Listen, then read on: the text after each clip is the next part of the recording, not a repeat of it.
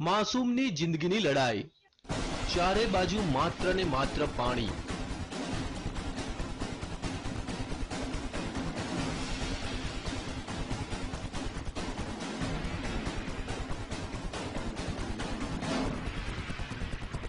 પાણીના ધમધસતા પ્રવાહ વચ્ચે ફસાઈ એક માસૂમની જિંદગી.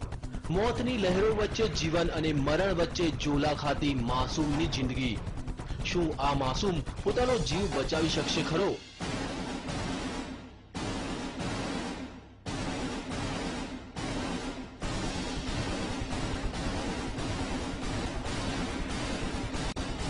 માસૂમ મોતને આપી શકશે માત? શું બચી જશે માસૂમનો જીવ? આ દ્રશ્યો છે મધ્યપ્રદેશના ભોપાલના ડિડોરીના, જ્યાં 2 વર્ષનો એક માસૂમ બાળક ફસાયો છે ધમધસતા પાણી વચ્ચે.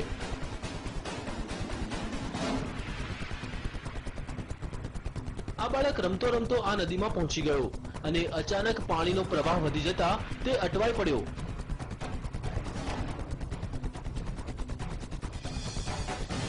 લહેરોના આ તાંડવને જોતા ભલભલાનો પસીનો છૂટી જાય, પણ આ માસૂમ લહેરો વચ્ચે લડી રહ્યો છે જંગ. જિંદગીનો જંગ.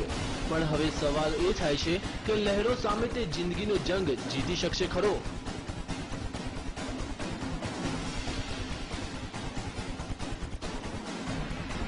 તેને કોઈ પણ ભોગે પોતાનો જીવ બચાવવો છે. તેને નદીના પ્રવાહની કોઈ પરવાહ નથી. તે તો તોફાની લહેરોને આપી રહ્યો છે ટક્કર.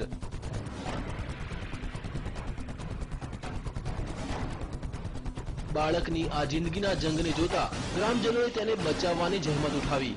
માસૂમને બચાવવાનું રેસ્ક્યુ ઓપરેશન. માસૂમની જિંદગી બચાવવા ગ્રામજનોએ પહેલા રસ્સીનો સહારો લીધો. થોડા ઘણા અંશે તે સફળ પણ થયા, પણ અચાનક તે પાછો પાણીના પ્રવાહમાં તણાઈ ગયો. આ વખતે તો લાગ્યું કે માસૂમ તેની જિંદગીથી હાથ ધોઈ બેસશે.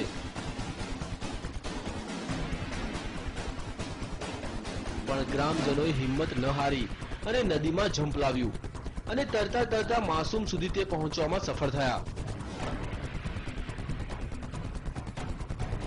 અનેક પ્રયાસ બાદ તેઓ આ માસૂમની જિંદગી બચાવવામાં સફળ રહ્યા. Bureau report, TV9.